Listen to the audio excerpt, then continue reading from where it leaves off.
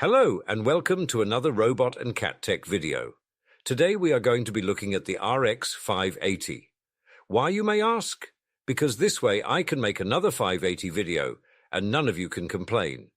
It may not be a B580, but close enough. This is not our first RX 580 video, but the first video I did on this card I was just starting out and I only tested it on 4 games. So it was kind of a weak review in that regard.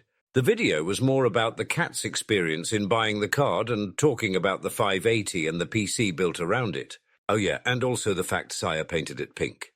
It was also before the cat knew how to use the session benchmark tool, or had the frame time graph up, so there is a lot more we can learn from going back and remaking this video more in depth.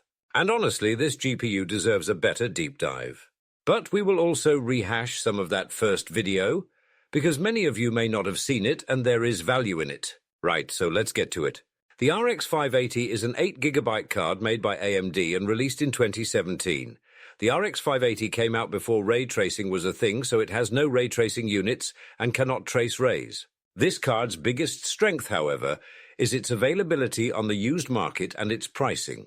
You can get this GPU for around $50 to $80, so it is very much a budget option for 1080p gaming. Some people list it for higher, but I would not pay more. There is also a lesser version, which are popular outside of the Western markets, and that is the RX 580 2048 SP. It is weaker than the original RX 580, and even new, many of them are reused GPU dies with rough pasts. So if you are looking for an actual RX 580, be careful not to buy one of those instead. The cat bought her RX 580 off of eBay for $50. Well, $62 after shipping and tax, but who is counting? And it worked fine, but its temps were a little high, and it was very dirty. I mean, just look at this thing. There is a good chance in its past it was used for crypto mining, but we will not judge our crypto bro GPU. It was also missing a sticker, so either it fell off or that fan was replaced. Regardless, Sire cleaned it up and gave it a makeover and new thermal pads and thermal paste. And it is now a pink cinnamon edition RX 580.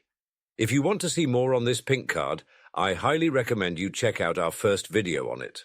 We also made a video for using this card for content creation. Links to both videos will be in the description. Although the RX 580 is cheap and available, that's exactly what they say about your mom. The real question is the RX 580 worth your money in 2025? Can this GPU from 2017 run and play modern titles? And that is what we are here to find out. Even being as cheap and available as it is, these are trying times and one should not waste money like the cat keeps doing. That is a very bad cat, bad. For these tests, we will pair our RX 580 with our trusty Ryzen 5600 and 16GB of DDR4 3200 MHz RAM. I could put in a 32GB kit, since DDR4 RAM has really dropped in price, but we will stick to 16 for a true budget build to pair with our budget GPU. And of course, we will be testing at 1080p, although part of me is interested to run this card at 1440p. If anyone is interested in that, we can make a fun RX 580 torture video in the future. Just let me know in the comments if you are all into that. I will not judge you too much. With all of that out of the way, let's get to the benchmarks.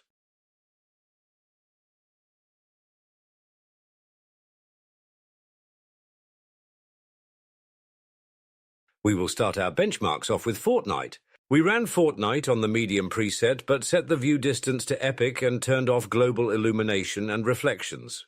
Running on these settings, we averaged 104 FPS with a minimum of 77 and a max frame rate of 144. You could most certainly tweak settings here if you want, but for me the game felt fine with where I had it, and it was a solid gaming experience. The cat even managed to get 4 kills on our $60 GPU. How exciting. With all that said, our RX 580 definitely gets the pass here for Fortnite.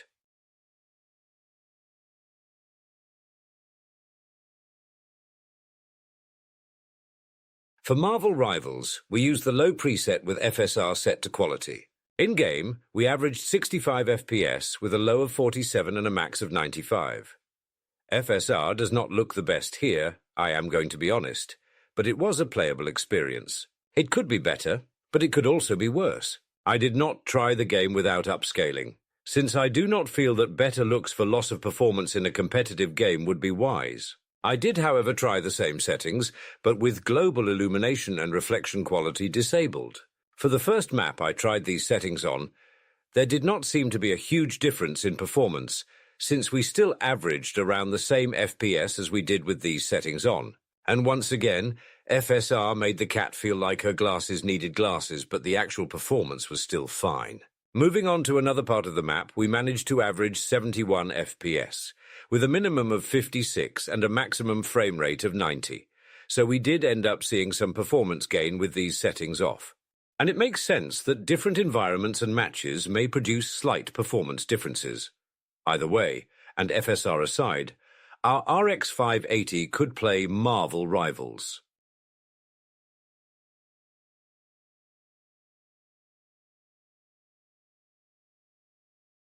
I was excited to to test our RX 580 on the Monster Hunter benchmark. Unfortunately for us, it would not launch without crashing. As you can see here, we cannot even compile the shaders without crashing. But god damn it, we came here to test this and we will not be defeated. Right, so running the Monster Hunter benchmark as a DVD screensaver game, as you can see, our RX 580 handles this wonderfully. If you are lucky, we may even see it hit exactly in the corner. Yes, there it is, how exciting. So while you may not be able to exactly play this game on an RX 580, you can still use your RX 580 to game here. So what is my verdict, you may ask? This game is so poorly optimized. I mean, look at all these angry people on Steam. It is clearly the game's fault. So I hereby atone the RX 580 of this sin of not launching this game. Moving on.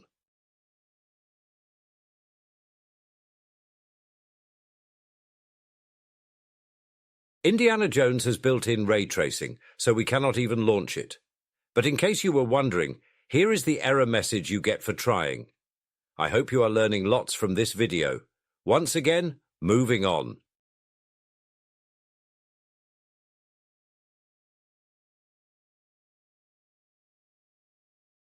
For some reason, the Hogwarts Legacy graphic settings would not display.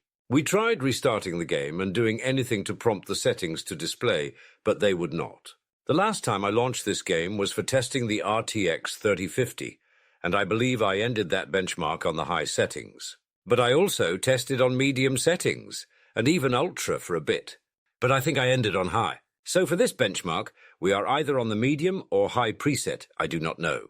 Running on medium to maybe high, and running around the castle with FSR 2.0 on quality, we averaged 59 FPS, with a minimum of 40 and a max frame rate of 83.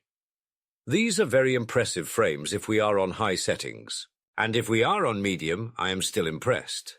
This was a playable castle experience. We will just ignore the weird shiny things from FSR and not look too closely. Moving on to Hogsmeade, we averaged 57 FPS, with a minimum of 39 and a max of 83. Again, this was a playable experience. There were no real issues to speak of, and if you squint your eyes, you can't even tell that FSR is smearing things. And if you turn off your monitor, you are reaching peak gameplay experience, and I bet you could not even tell that FSR was on. Well, if you have your monitor on, look at how awful the water looks as we splash it. Turning on Intel XESS, we did get some visual improvements, but we got about half the FPS. Running Intel's upscaler is just not super impressive when it's not on an ARC GPU. Either way, the RX 580 can handle Hogwarts Legacy on maybe medium, maybe high settings with FSR on. Very magical indeed.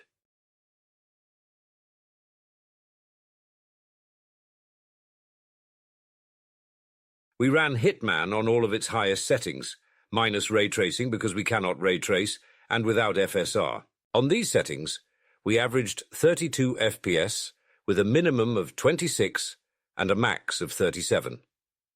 I know some of you may think this FPS is too low, but this is a perfectly acceptable console performance, and the game still felt smooth. Do you think 30 FPS is an enjoyable experience? And if so, are you a peasant from the 1400s? Is your name Henry by chance? Did you see what I did there? That was a Kingdom Come Deliverance reference, and I called console players peasants. Our references are so relevant. Imagine if we actually included that game in these tests. We would be super relevant then. Wait, why didn't we? God damn it, Cat. Stop spending all your money on PC parts so you can actually afford games. Right, sorry I got off track. Keeping the same settings but turning on FSR, we averaged 104 FPS with a minimum of 77 and a max of 128. I will say admittedly that FSR did not look so bad here, it was acceptable, and so was this FPS. Keep in mind we were also running on the highest settings, so you most certainly can turn settings down to get better performance without the need of FSR, but I leave that up to you. As it is, I think it's safe to say I can give our RX 580 another pass here. In short, you can hit on men if you buy this GPU.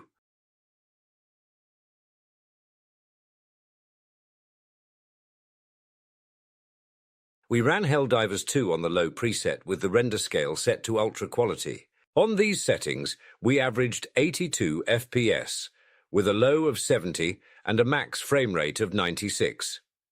The cat sucks at this game and plays only the easy missions, but I have been informed that on higher difficulty and with certain giant explosive weapons, that it can nuke frames as well as enemies of democracy, so keep that in mind, I suppose. But we will not be testing that, because the cat lacks skills and has a hard enough time on easy. Moving the preset to medium, we averaged 49 FPS with a minimum of 43 and a max of 61. While these were not the highest of frames, they were consistent as you can see with the frame time graph. As always, you can most certainly mess with the settings and find better performance to the graphics you prefer, but that is up to you. I try to keep to the presets as much as I can to keep results consistent. But with all that said, and once again, our $60 GPU continues to give playable experiences in these games, and spreading democracy has never been easier.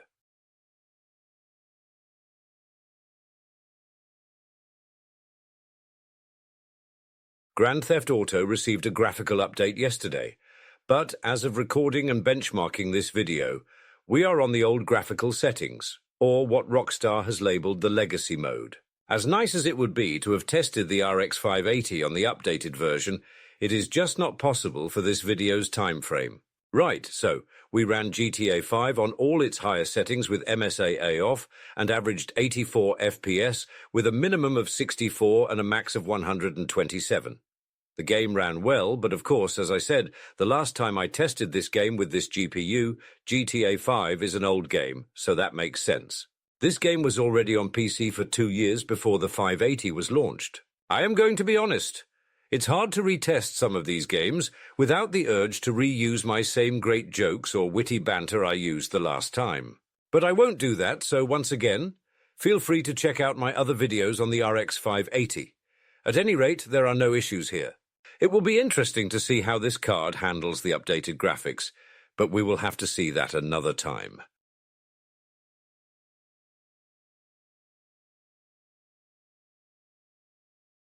We ran Battlefield on all of its ultra settings, and we averaged 99 FPS with a minimum of 71 and a max frame rate of 186. There was no real issues besides Sire's team getting crushed and Sire not being able to aim the entire match. I mean, just look at these shots and miss after miss. It's safe to say she was not wearing her glasses. But other than skill issues, the RX 580 handled this game well. Once again, our pink cinnamon roll GPU does not disappoint.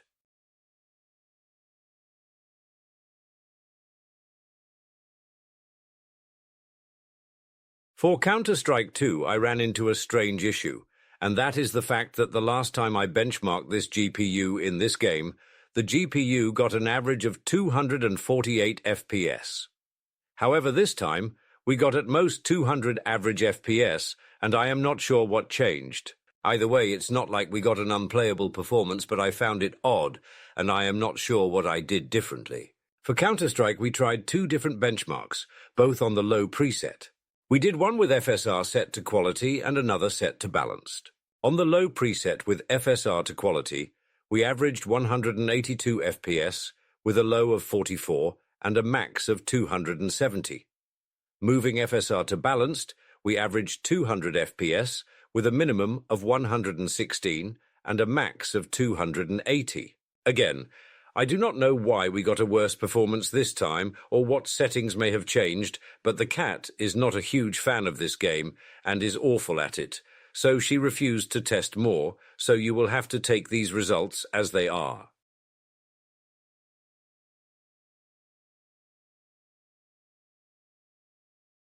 For Cyberpunk, we headed into its built-in benchmark. Without using frame gen, you are most likely looking at running this game on the low preset. With no FSR and no frame gen, we averaged 54 FPS.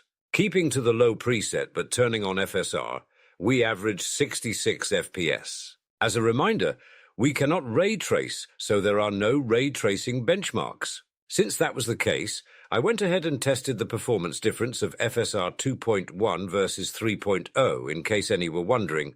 Very exciting. And as always, to share all this information, we have a very nice graph. As you can see with our exciting FSR test, there was no real difference. And I went ahead and added some of our benchmarks from our last GPU test to compare to our RX 580, a used $60 GPU versus a new $180 GPU. And I say new because the 6GB 3050 came out in 2024.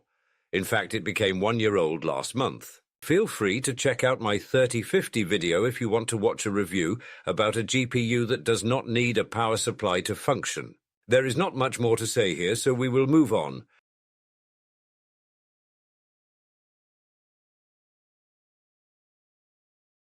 For Red Dead Redemption 2, we will once again head into the game's built-in benchmark. Running on the medium preset with no FSR, we averaged 56 FPS with a low of 51 and a max of 68. Not a bad performance, but let's see how much performance we can gain by running the same benchmark back, but with FSR on. With the medium preset and FSR, we averaged 62 FPS, with a minimum of 57 and a max of 67. Not a huge increase in performance, but it did get us over 60 FPS. Heading into the game, we will keep these same settings with the medium preset and FSR on. In-game and messing about the town, we averaged 62 FPS with a low of 52 and a max frame rate of 75. This is another game where you can most certainly get a better performance if you tweak the settings, but that will be up to you. Once again, FSR does lose us some image quality, and I'm not sure if its slight performance gain is worth keeping it on. Going back to the benchmarks, here is a side-by-side with FSR off and FSR on with the medium preset. You can see its performance for yourself and decide if it is worth it.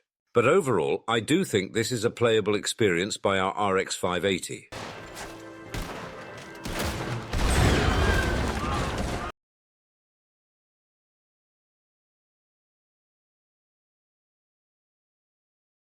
We ran Spiderman Remastered on its highest settings and without ray tracing, and we averaged 64 FPS with a low of 40 and a max of 104.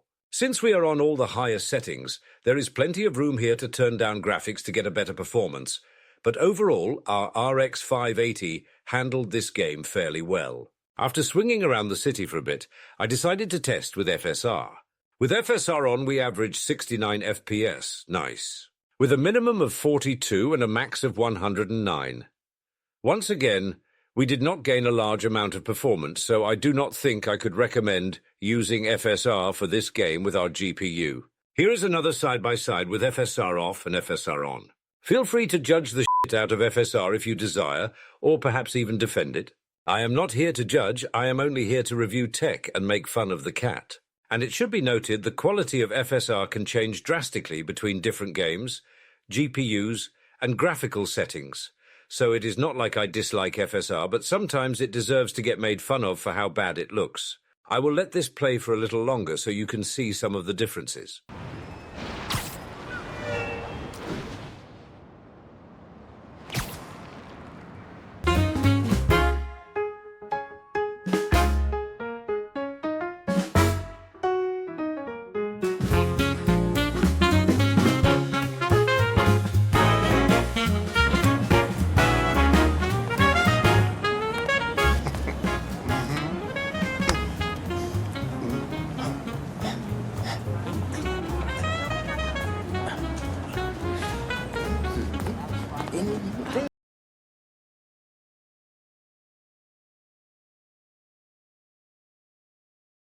For World of Warcraft, we ran on the medium preset, which is 5 out of 10 on the graphic settings slider.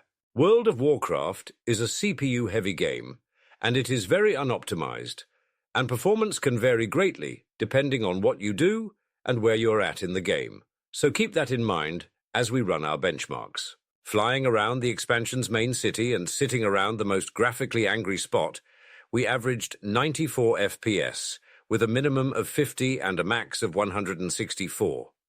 Depending on the amount of players around, this performance can change, but our performance is pretty good here. Moving from the city and heading outside and flying about, we averaged 116 FPS with a minimum of 68 and a max frame rate of 173. It should be noted that you can also have different performance in different zones, but our results are a good general guideline for the RX 580 in WoW. That goes doubly so for raids. For raids, performance can change drastically with different fights, environments, and raid sizes. But for our raid, we averaged 76 FPS with a low of 33 and a max frame rate of 149. Not a bad showing for a $60 GPU. WoW is an old game, but its graphics have been updated and this expansion is still fairly new. I mean, WoW even has ray tracing settings you can turn on, so it's more of a modern game than not. But if you have seen our WoW benchmarks before, then you know none of this matters. There is only one real standard in World of Warcraft that matters for a GPU's performance, and that is zooming into a rock. And as you can see, while zooming into a rock, our RX 580 really shines. Such amazing performance, truly remarkable.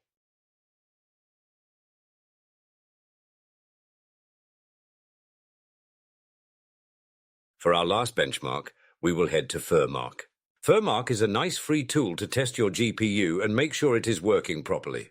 Besides being able to stress test your GPU, it also has a built-in benchmark tool. It is a very useful program and I would recommend it. Running the 1080p benchmark for Furmark GL, we scored 3,765 points. The nice thing about Furmark is that you can judge your results very easily versus other GPUs.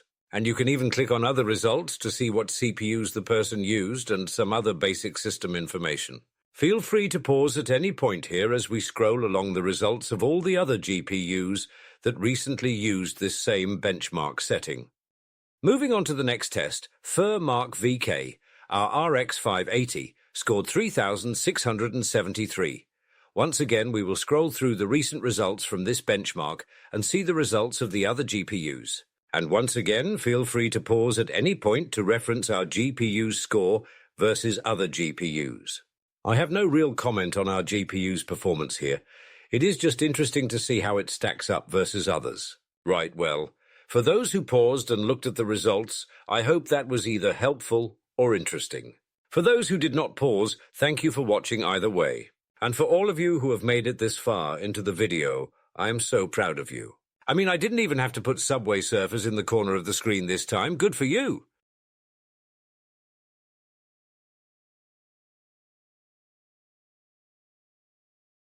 Well, I think we covered quite a bit more than we did in our original RX 580 video. And even though we added more games and benchmarks, what I discovered in that video has remained the same after all these extra benchmarks. And that is that the amount of performance you can get from this GPU at 1080p remains impressive. And its performance is by no means perfect, and you may run into issues with some modern titles, but this is an 8-year-old GPU, with drivers that are no longer being supported. And our particular card we tested was most likely used in a crypto coal mine in the great GPU depression of the 20s. It also most certainly had to endure the pain of being owned by some crypto bro. And yet, despite all these challenges and hardships, the RX 580 has endured. And it only cost $60, so I think we can give this GPU some slack here. I cannot understate how impressed I am as I went through and played all of these games and the gaming performance I was getting out of a $60 GPU. If that does not impress you, I just don't know what will. As far as I am concerned, the RX 580 is a legend, and with the way the GPU market is trending, I am not sure if we will ever see its like again. I mean $60, and that was with tax and shipping. Just remarkable. And it's even pink now. Well, there is not much else to say. You can go. I also suggest you go before the cat makes more weird comments at the end of the video, since she seems to enjoy doing that. You know she has even sang at the end of a couple, so consider yourself warned. At any rate, thank you all for watching, and make sure to like and subscribe. And as a reminder, we do have channel membership if you want to give some extra support to the channel, but do not feel like you have to. Either way, have a wonderful rest of your day or night. Did you know that on average, a cow can jump higher than a house? This is because houses cannot jump. Alright, bye bye, thank you so much for watching. Make sure to like and subscribe, or I will break into your house and I will leave the refrigerator door open. Although the RX 580 is cheap and available, Just like your robot mother. Wait. Just like your mother robot.